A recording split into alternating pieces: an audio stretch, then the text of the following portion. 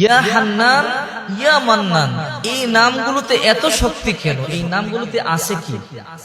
এই নামগুলো কার? আর এই নামগুলো তো আল্লাহ, এই জন্যই এই নামগুলোতে এত পাওয়া। এই নামগুলো পড়লে কি হয় আর কখন পড়বেন শুনলে আপনি অবাক হয়ে যাবেন।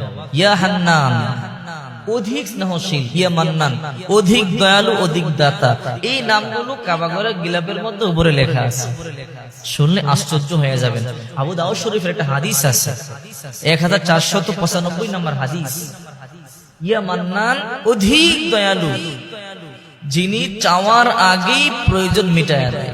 যখন আপনার কোনো কিছু প্রয়োজন হবে তখন আপনি এই নামগুলো ধরে যদি আল্লাহকে ঢাকতে পারেন, বিশ্বাস করেন আল্লাহ পাক আপনার প্রয়োজন পড়ার আগেই আপনার প্রয়োজন আল্লাহ মিটাই দেবেন।